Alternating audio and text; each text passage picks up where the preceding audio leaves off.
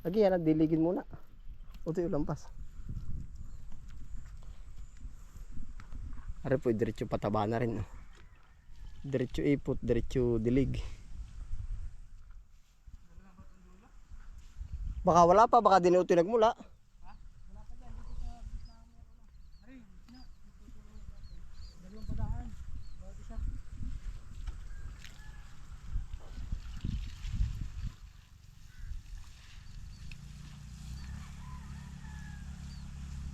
Urea ba yan? At babanatan ko rin ano. Papaamuyan din natin. Ay, naroon po pala yung sako ano. Yung sako ng urea. Lalagyan ko. Kukuha ko lalagyan.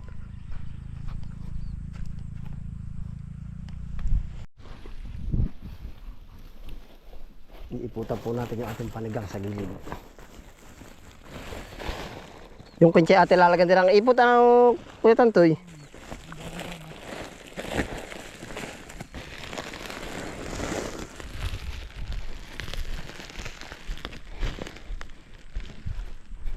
Ngayon na po yung ating panigang.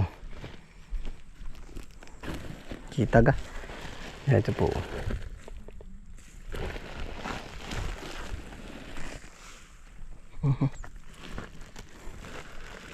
Yan o.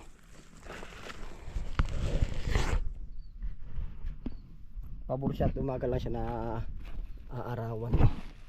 Yan o. Mga panigang natin.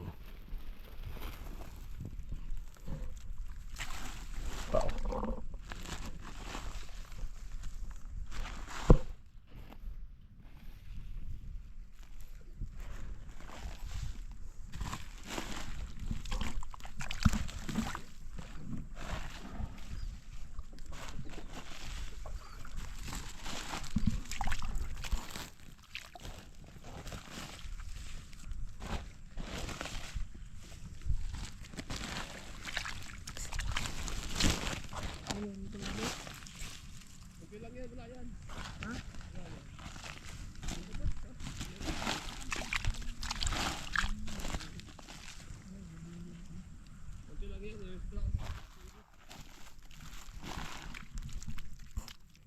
Namamatay din po yung iba oh.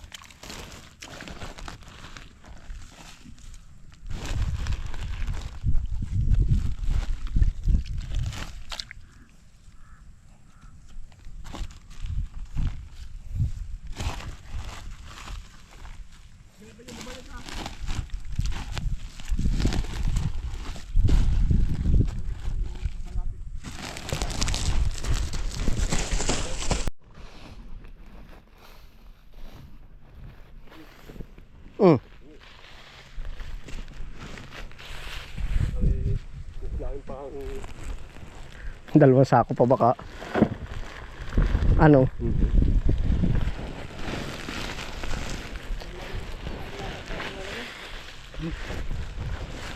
o manipis lang po ba?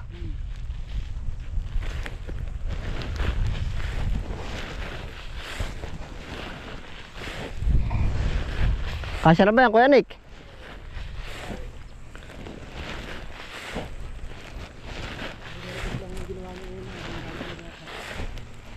Dapat may makapal agad.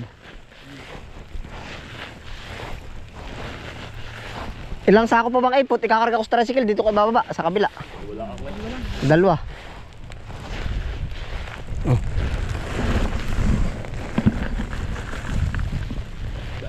Arehangan din eh. Kukuha ko. Doon mo kuhain, doon nyo kuhain. Malayo na rin, kaduluhan na eh. Tayo na rin ipot. Medyo malayo na rin po ay.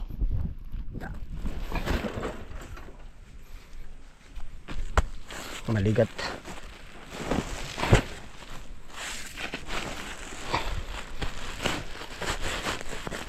Pwede na to. Hanap po natin yung buhaghag.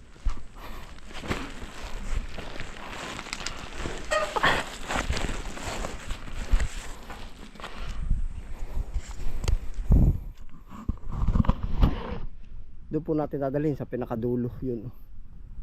Mga 100 meters. Sinarga na natin.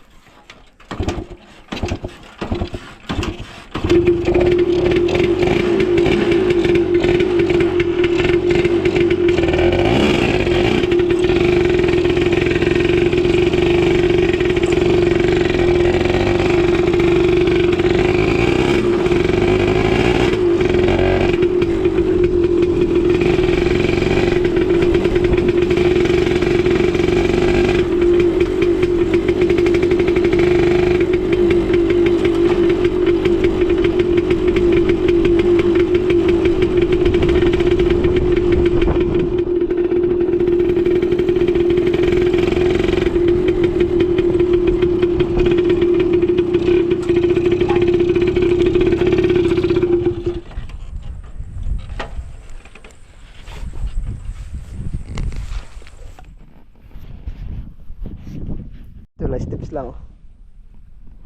Kaya dito na po tayo dito.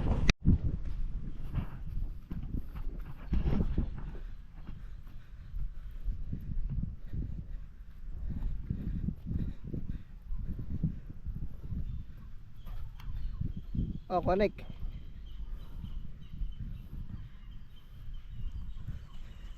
Binagom uli. Aray. Mamasukan daw, mamaya tayo babalik, mamaya. Natakas nga din sa gilid. Sa pandilig naman ano. Pwede rin. Tama. Ha? Yan, puro kalye yan. Hanggang doon sa dulo. Ha? Oo.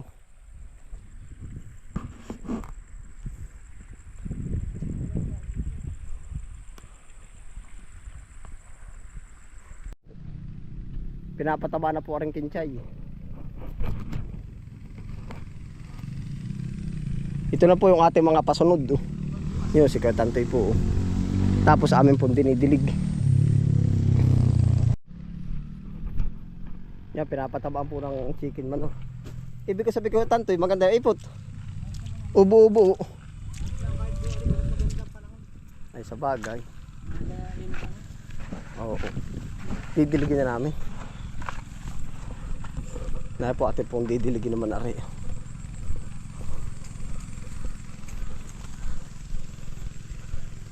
Yung po naman, ito yung ready to harvest na. Gara, malambot na rin bunutin, ano. Hindi ka masira pagka ganyan. Hindi, ano, nahangin nga ay. Doon na tayo sa kabila. Yan na po yung kunsay.